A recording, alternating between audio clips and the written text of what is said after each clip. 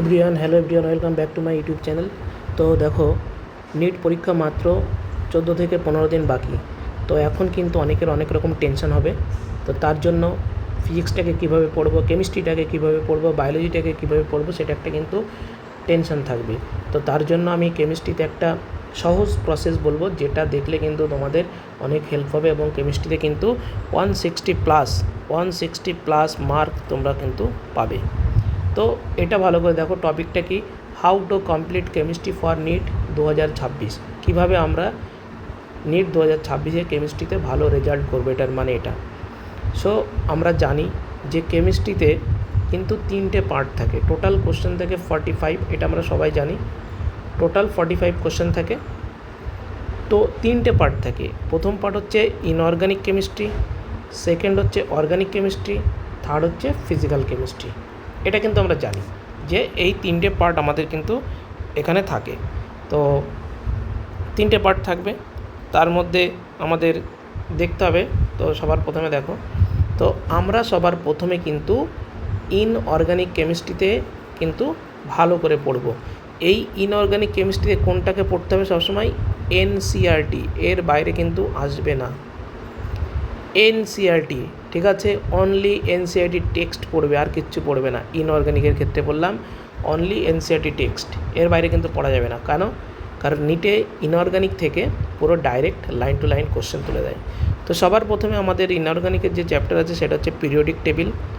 এই যে periodic table, দেখো পিরিয়ডিক টেবিল, এই পিরিয়ডিক টেবিল থেকে কিন্তু মাত্র 2টো কোশ্চেন আসবে, ঠিক আছে।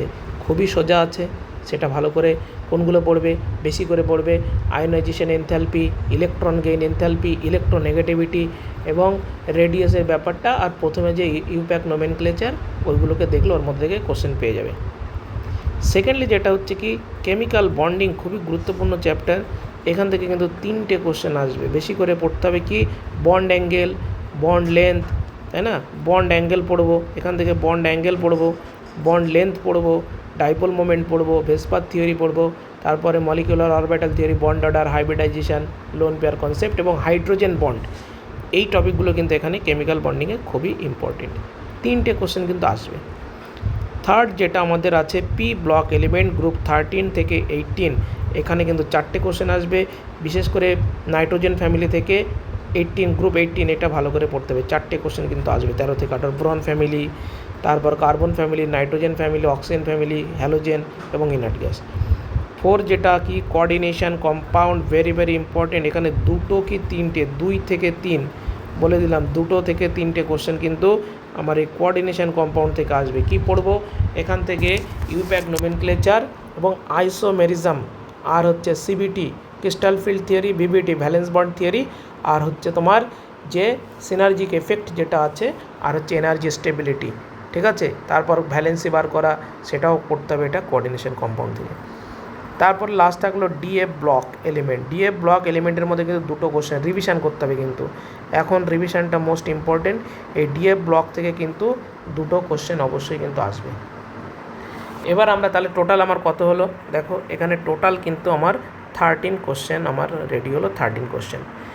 অর্গানিক কেমিস্ট্রিতে চলে আসি। সেকেন্ডলি অর্গানিক কেমিস্ট্রি, এখান থেকে কিন্তু কোশ্চেন বেশি আসে, মনে রাখতে হবে। এটাও কিন্তু কি পড়বো, এটাও এনসিইআরটি রিয়াকশান পড়বো।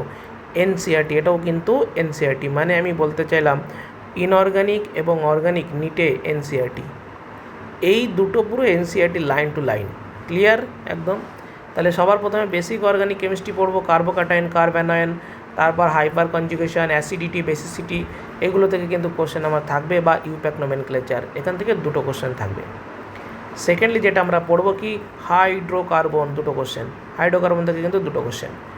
তারপরে আমাদের অ্যালকাইন, এর মধ্যে আছে 2টো কোশ্চেন আসবেই কিন্তু। হ্যালো অ্যালকেন, হ্যালোয়ারিন থেকে একটা কোশ্চেন, অ্যালকোহল, ফেনাল, ইথার থেকে শুধু এনসিইআরটি 2টো question, aldehyde, ketone, carboxylic acid, এটাও 2টো কোশ্চেন, নাইট্রো কম্পাউন্ড থেকে কিন্তু 2টো কোশ্চেন, প্র্যাকটিক্যাল কেমিস্ট্রি থেকে 2টো কোশ্চেন। মোল কনসেপ্ট থেকে আমাদের আসবে কিন্তু 2টো ফিজিক্যাল কেমিস্ট্রি, এখানে কিন্তু ম্যাথ করতে হবে, ম্যাথ মানে ফর্মুলা, ওকে, ফিজিক্সের মতো ফর্মুলা জানতে হবে। কি বললাম? ম্যাথ আর ফর্মুলা যদি না জানো তাহলে কিন্তু এখানে হবে না। ম্যাথ আর ফর্মুলা, এই 2টো জিনিস লাগবে ফিজিক্যাল কেমিস্ট্রি করতে গেলে কিন্তু। এবং এনসিইআরটি যে এক্সাম্পলার রয়েছে, এনসিইআরটি এক্সাম্পলার, এইগুলো কিন্তু জানতে হবে, এনসিইআরটি এক্সাম্পলার। তার মধ্যে তোমার মোল কনসেপ্টটাকে করতে হবে, পার্সেন্টেজ যে এরর পার্সেন্টেজ রয়েছে সেটা পড়তে হবে। দুটো কোশ্চেন এখান থেকে আসবে, মানে অ্যাটম নাম্বার বের করতে দিতে পারে, মোল নাম্বার বার করতে দিতে পারে, মলিকিউল নাম্বার বার করতে দিতে পারে, এগুলো মিলে একটা। এবং লাস্টের পার্ট যেটা আমার আছে মাস পার্সেন্ট, ওইটা থেকে একটা, মানে তোমার এম্পেরিক্যাল ফর্মুলা, ঠিক আছে, ওইগুলো থেকে একটা, দুটো কোশ্চেন এখান থেকে দেবে। অ্যাডভান্স স্ট্রাকচার থেকে দুটো কোশ্চেন আসবেই, বিশেষ করে এনার্জি, রেডিয়াস, তারপর কোয়ান্টাম মডেল থিওরি পার্ট থেকে একটা আসবে, টোটাল দুটো কোশ্চেন। থার্মোডাইনামিক্স থেকে কি একটা কোশ্চেন আসবে, সূত্র পড়লেই থার্মোডাইনামিক্স পাওয়া যাবে, ওয়ার্ক ডান সূত্রগুলো পড়লে একটা পাওয়া যাবে। রেডক্স রিয়াকশান থেকে যে 5টা টাইপের রিয়াকশান আছে, ডিসপ্রপোনেশন রিয়াকশান, ওই 5টা টাইপের রিয়াকশান কিন্তু পড়তে হবে, একটা কোশ্চেন এখান থেকে দেবে। ইকুইলিব্রিয়ামের মধ্যে কেমিক্যাল ইকুইলিব্রিয়াম, আয়নিক ইকুইলিব্রিয়াম, দুটো কোশ্চেন থেকে 2 থেকে 3 কিন্তু, ওকে। সলিউশন সূত্র জানতে হবে, কিন্তু দুটো কোশ্চেন আসবে। আর এই কেমিক্যাল কাইনেটিক্স থেকে 3টে কোশ্চেন আগেরবার নিটে দিয়েছিল, তো 3 কোশ্চেন এখান থেকে আসার সম্ভাবনা। ইলেকট্রোকেমিস্ট্রি থেকে দুটো কোশ্চেন। তো ফিজিক্যালের কোশ্চেনগুলো পারতে গেলে কিন্তু আমাকে কী করতে হবে, আমাকে কিন্তু ফর্মুলা জানতে হবে, এবং সেটা এনসিইআরটি ফর্মুলা, সাথে PYQ প্রিভিয়াস ইয়ার কোশ্চেন লাগাতে হবে, সাথে কি করব, এনসিইআরটি থিওরি বেস কোশ্চেনগুলো করব। ক্লিয়ার? তবেই কিন্তু এটা ক্লিয়ার হবে ফিজিক্যাল কেমিস্ট্রি। তো ইনঅর্গানিক থেকে আসবে 13টা কোশ্চেন, 13 থেকে 14, অর্গানিক থেকে 15, আর ফিজিক্যাল থেকে 16 থেকে 17। এটাই কিন্তু ট্রেন্ড, মনে থাকে যেন কিন্তু। ক্লিয়ার?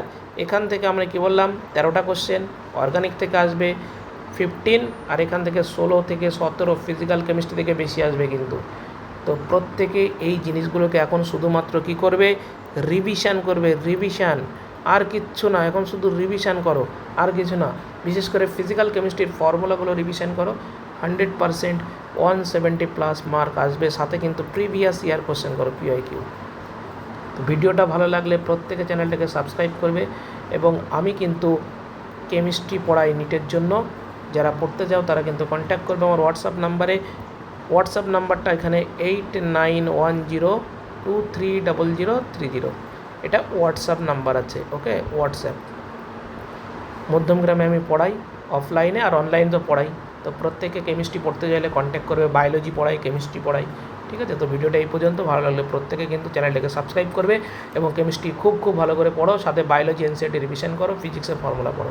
নেক্সট ভিডিওতে আবার দেখা হচ্ছে।